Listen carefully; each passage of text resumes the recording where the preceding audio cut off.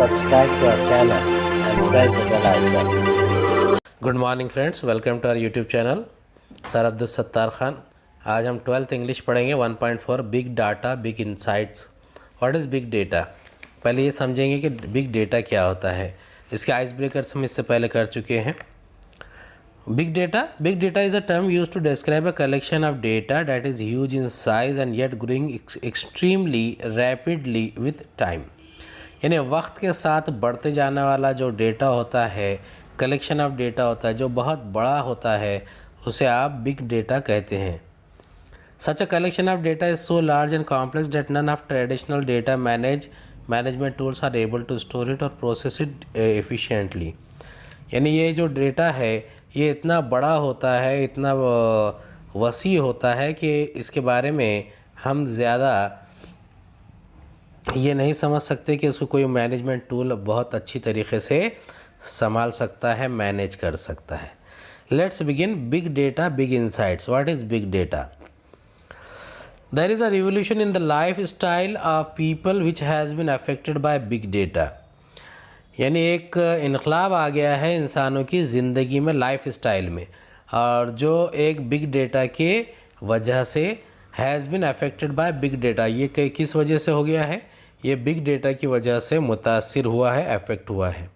Our food habits, our health care and our travelling, our scientific pursuits, you name it and everything has change 360 degrees. यानी हमारे जो खाने पीने की आदतें हैं, हमारा हेल्थ केयर का सिस्टम है, हमारा ट्रैवल करने का तरीक़ा है और हमारे साइंटिफिक परस्यूट्स है, ये सब के सब 360 डिग्री से एकदम यू टर्न ले लिया है, पूरी के पूरा बदल गया है। The massive data available with us can really work wonders. अब जो हमारे पास बहुत बड़ा डेटा मौजूद है तो ये क्या करता है? बहुत अजीब व गरीब कारनामे अंजाम देता है। यानी ये हमारे लिए बहुत ज़्यादा मददगार भी है और हमारे लिए बहुत ज़्यादा बेनिफिशियल भी है। Friends, do you know what happens when we like a post on Facebook और share a post on WhatsApp? अब हम सवाल करते हैं कि दोस्तों क्या होता है अगर हम कोई पोस्ट फेसबुक पर डालते हैं या व्हाट्सएप पर कोई पोस्ट शेयर करते हैं, चाहे फ़ोटो हो या कोई संदेश हो। विज़िट एनी वेबसाइट, या फिर किसी वेबसाइट पर हम विज़िट करते हैं। मेक ऑनलाइन परचेज़, या फिर ऑनलाइन परचेज़ करते हैं जैसे कि अमेज़ॉन से, फ्लिपकार्ट से, या फिर आप वॉलमार्ट से कोई चीज़ परचेज़ करते हैं या दूसरे कोई साइट से। और वॉच अ वीडियो, या फिर आप यूट्यूब पर या फिर दूसरे चैनल पर कोई आप वीडियो देखते हैं, नेटफ्लिक्स या MX प्लेयर वगैरह पर। Yes, whatever activity we do online is recorded. अब हम जो भी एक्टिविटी करेंगे ऑनलाइन वो सब की सब रिकॉर्ड होती है, मॉनिटर्ड एंड एनालाइज्ड, और उसको मॉनिटर भी किया जाता है और उसका एनालिसिस भी किया जाता है। So huge amount of data is collected. इसलिए एक बहुत बड़े तादाद में, मकदार में डेटा क्या किया जाता है? जमा किया जाता है। कहाँ पर जमा होता है? Let me give you an idea of how huge the data might be. और मैं आपको बताने की समझाता हूँ कि जो डेटा है वो कितना बड़ा हो सकता है, कितना वसी हो सकता है, कितना फैलाव रख सकता है। डेटा कैन बी पेटाबाइट्स और एक्साबाइट्स। अब डेटा कितना हो सकता है? पेटाबाइट्स और एक्साबाइट्स होता है। अब ये मॉनिटर्ड यानी केप्ट ट्रैक ऑफ, यानी किसी चीज़ के बारे में, किसी चीज़ का ट्रैक रिकॉर्ड रखना। Petabytes units of information equal to 1000 million 1000 terabytes. अब हम MB कहते हैं ना, मिलियन बाइट्स, तो वैसा ही हम मिलियन बाइट्स के जो 1000 टेट्राबाइट्स होते हैं वो मिलाकर पेटाबाइट्स होते हैं। और एक्साबाइट्स क्या है? Exabytes units of information equal to 1 quintillion. 1000 petabytes जो होते हैं वो मिलाकर एक्साबाइट्स होते हैं, ये क्विंटिलियन है ये। अब ये जो रिकॉर्ड है, ये डेटा कैन बी पेटाबाइट्स और exabytes of data consisting of billions to trillions of records of millions of people. यानी लाखों करोड़ों लोगों के जो डेटा है वो सब इसमें रहता है। ऑल फ्रॉम डिफरेंट सोर्सेस, ये अलग अलग सोर्सेस से आता है। यानी कोई फेसबुक से आ रहा है, कोई व्हाट्सएप से आ रहा है, कोई यूट्यूब से आ रहा है, कोई परचेसिंग साइट से आ रहा है, अलग अलग जगह से ये आता है। For example web, sales, customer, contact centre, social media, mobile data and so on. अब इसकी मिसालें क्या हैं, या तो वो वेब से आएगा यानी इंटरनेट से आएगा, वेबसाइट से आएगा, सेल्स से या अमेज़ॉन, फ्लिपकार्ट वगैरह, वॉलमार्ट से आएगा, कस्टमर कॉन्टैक्ट सेंटर यानी कॉल सेंटर वगैरह से आएगा जहाँ से आप मालूमात हासिल करते हैं, सोशल मीडिया यानी व्हाट्सएप, फेसबुक, इंस्टाग्राम से आएगा, mobile data and so on, और या फिर मोबाइल कंपनियों के पास भी आपका डेटा होता है, जैसे एयरटेल है या फिर आइडिया है, रिलायंस है, उनके पास भी डेटा होता है और उससे भी आप हासिल कर सकते हैं। The data available to industries and companies is enormously increasing in volume, variation, velocity, veracity and value.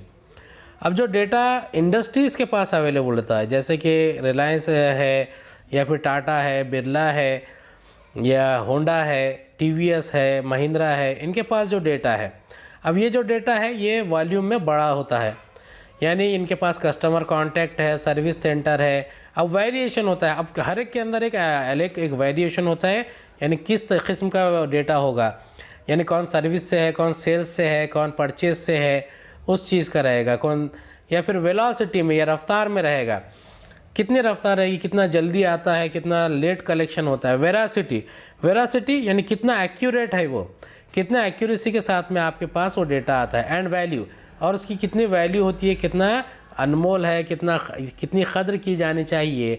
तो इस किस्म का जो डेटा होता है, ये डेटा आपको क्या करता है, इंडस्ट्रीज़ के एक आपको झलक दिखा सकता है। Such a big data is easy to obtain but so massive that it challenges the current computing technologies, and hence big data analytics is used to give insights that were previously incomprehensible। अब जो ये जो data होता है ये बहुत बड़ा होता है, बिग डेटा होता है। अब it is easy to obtain but so massive, ये बहुत आसानी से आप उसे हासिल कर ले सकते हैं, लेकिन वो इतना बड़ा होता है कि उसको आप स्टोर कैसे करेंगे। अब उसका चैलेंजेस क्या है, उसका चैलेंजेस है that it challenges the current computing technologies। अब ये जो मौजूदा कंप्यूटिंग टेक्नोलॉजीज़ है जिसमें आप स्टोरेज वगैरह कर सकते हैं, इसको ये एक बहुत बड़ा चैलेंज होता है। Hence big data analytics is used to give insights that were previously incomprehensible। तो इसीलिए यहाँ पर क्या कहते हैं कि जो बिग डेटा इंसाइट्स है वो क्या कर रहे हैं, वो इंसाइट्स दे रहे हैं, उसके अंदरूनी मामलात को आपके सामने खोल रहे हैं, क्लियर कर रहे हैं। क्यों? क्योंकि ये इतना ज़्यादा होता है, ये बहुत ही ज़्यादा इनकम्प्रिहेंसिबल हो जाता है। इन्हीं से आप क्या कर सकते हैं, इसे बहुत आसानी से इस्तेमाल नहीं कर सकते, संभाल नहीं सकते।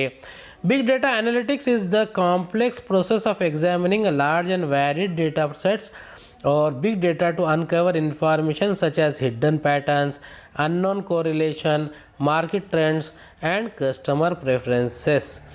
अब बिग डेटा एनालिटिक्स में क्या होता है, एनालिटिक्स क्या होता है, ये हर चीज़ को बारीक बीनी से एनालिसिस करता है, तज्जिया करता है, बारीक बीनी से उसका ये एग्जामिन करता है और उसको प्रोसेस करके क्या करता है, examining large and varied data sets और big data to uncover information.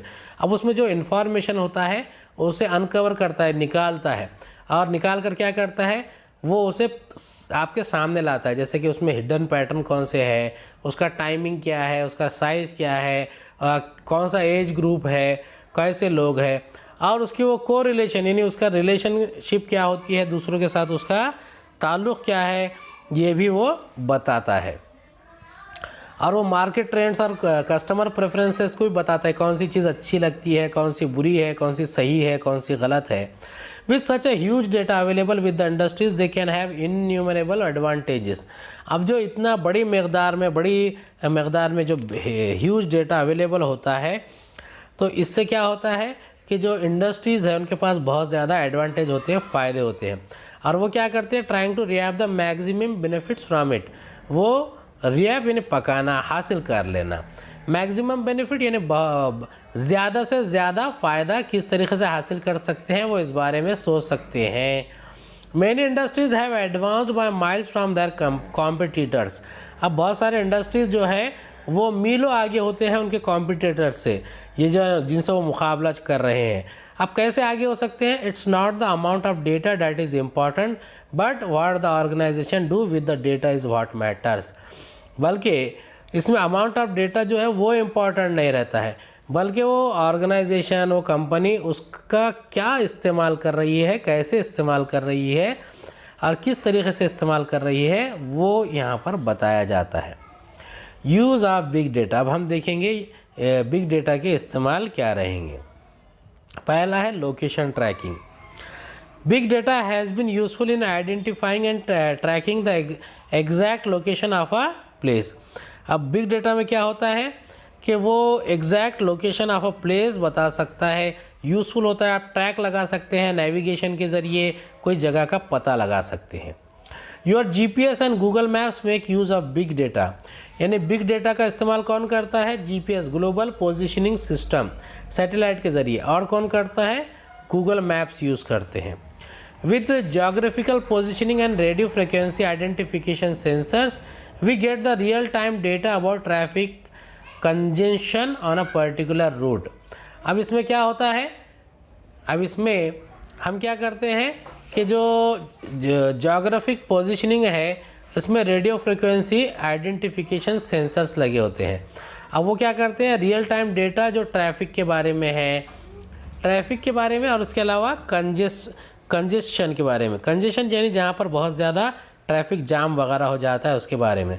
On a particular root, यानी अब देखिए कौन से इलाके में कहाँ ज़्यादा ट्रैफिक है, कहाँ ज़्यादा भीड़ भाड़ है, उसके बारे में भी हम गूगल मैप के ज़रिए या जीपीएस के ज़रिए पता लगा सकते हैं अगर आप सफ़र कर रहे हैं, ट्रैवल कर रहे हैं। Information the route is closed और if it is a one way route. अब ये जो इन्फॉर्मेशन है तो इसमें बताता है कि वो अगर कोई रास्ते से आप सफ़र कर रहे हैं तो जीपीएस के ज़रिए या गूगल मैप से आपको पता चल जाता है कि ये जो रास्ता ये वन वे रूट है या फिर ये आगे जाके रास्ता बंद हो जाने वाला है। तो उसी लिहाज से इसको हम बयान कर सकते हैं। अंडरस्टैंडिंग एक्सीडेंट प्रोन एरियाज, अब इसमें क्या होता है कि इसमें एक्सीडेंट प्रोन एरियाज़ कौन कौन से, यानी कहाँ पर बड़े पैमाने पर एक्सीडेंट होते हैं उसके बारे में भी हमें पता चलता है। You can plan your own route according to the travel time and the transportation of goods. आप अपना जो प्लान कर सकते हैं अपने रास्ते का, जो आपका ट्रैवल टाइम है और ट्रांसपोर्टेशन ऑफ गुड्स है, यानी आपका जो किस वक्त में कहाँ पर बारिश नहीं होती है, मौसम अच्छा होता है, रास्ता साफ़ है, कहीं मरम्मत नहीं चल रही है, रोड का कोई पैच वर्क नहीं चल रहा है, आपको उस बारे में पता चल जाता है। If you have ordered something online you can track the location of your goods in transit, यानी अगर आपने कोई चीज़ अमेज़ॉन, फ्लिपकार्ट या फिर गूगल पे से या दूसरे वॉलमार्ट वगैरह से मंगाई है तो आपको पता चल जाएगा कि जो ऑनलाइन जो चीज़ें ऑर्डर की गई है वो ट्रांजिट में कहाँ तक पहुँची है, तो आपको कब तक मिलने वाली है उसका लोकेशन का भी पता चल सकता है जो सामान आपने मंगाया है। You can also track the condition of the goods, और आप जो चीज़ें हैं उनकी कंडीशन का उसका भी पता लगा सकते हैं। This has immensely help the logistic companies to reduce risk in transport, improve speed and reliability in delivery. अब इसकी वजह से क्या हो रहा है, इसकी वजह से जो लॉजिस्टिक कंपनी है यानी जो ट्रैवल के जो ट्रांसपोर्ट के कंपनीज़ है, ट्रांसपोर्ट कॉरपोरेशंस है, तो उनके लिए बहुत ज़्यादा फ़ायदेमंद हो गया है। इसमें जो ट्रांसपोर्टेशन के जो जोखिम होते हैं वो भी कम हो गए हैं, और माल को पहुंचाने की आवाजाही की जो स्पीड है, रफ्तार है, उसमें उसकी रिलायबिलिटी और डिलीवरी में भी बहुत आसानी से बातें सामने आ गई है, समझ में आ गई है। अब देखते हैं अंडरस्टैंडिंग द वेदर पैटर्न्स, यानी जो वेदर पैटर्न्स है उसे समझेंगे वो किस तरीके से हमारे लिए मुफीद हो सकता है, कारआमद हो सकता है। There are weather sensors and satellite setup all around the globe, यानी कि हमारे पूरे दुनिया में सैटेलाइट और वेदर सेंसर्स लगे हुए हैं और सैटेलाइट सेटअप है जो हमें क्या बताता है, huge amount of data is continuously being received from them. बड़े पैमाने पर डेटा अवेलेबल होता है और हमें मिलता है। जो डेटा के सेंसर्स होते हैं या सैटेलाइट है उससे तस्वीरें मिलती रहती है कि कहाँ पर तूफ़ान आने वाला है, कहाँ बारिश होने वाली है। They help us to understand the weather and help in weather forecasting. अब उनसे हमें क्या मदद मिलती है कि हमें मौसम कैसा है, मौसम आगे कैसा रहने वाला है, इस बारे में भी हमें मालूमात मिलती रहती है। Weather patterns give us warnings of the impending natural calamities like floods, earthquakes, tsunami etcetera. अब जो हमें जो वेदर पैटर्न्स है उससे हमें वार्निंग मिलती है, या फिर जो फितरी हालात है, impending calamities, impending about to happen, यानी जो होने वाला है, कैलेमिटीज़ डिज़ास्टर्स यानी तूफ़ान, भूचाल जो आते हैं वो कैसे होने वाले, नेचुरल यानी कुदरती तौर पर। जब वो कौन से हैं, लाइक फ्लड्स यानी कि सैलाब आना, अर्थक्वेक्स यानी कि ज़लज़ले आ जाना, सुनामी। अब necessary preparations to combat them can be made well in advance. अब उसके लिए क्या कर सकते हैं आप, ज़रूरी तैयारियां कर सकते हैं इनसे बचने के लिए। अब ज़रूरी तैयारियां क्या हैं, जैसे कि नेशनल डिज़ास्टर मैनेजमेंट टीम जो होती है इंडिया में जो सेटअप की गई है NSD, तो नेशनल डिज़ास्टर मैनेजमेंट अथॉरिटी, तो उसके ज़रिए हम ये इसमें पहले ही काम कर सकते हैं। We can study global warming, predict availability of natural resources like water, और हम सैटेलाइट इमेजेस के ज़रिए ग्लोबल वार्मिंग यानी ग्लेशियर का पिघलना, बारिश का होना, हवाओं का चलना, तूफ़ानों का आना, इसको भी पता लगा सकते हैं। और जो पानी के जो पानी जो ज़ैर ज़मीन पानी है उसकी जो कम हो रहा है उसके बारे में भी हम पता लगा सकते हैं। उम्मीद है आपको हमारा वीडियो पसंद आया होगा। अगले वीडियो में दोबारा मुलाकात होगी। खुदा हाफिज़।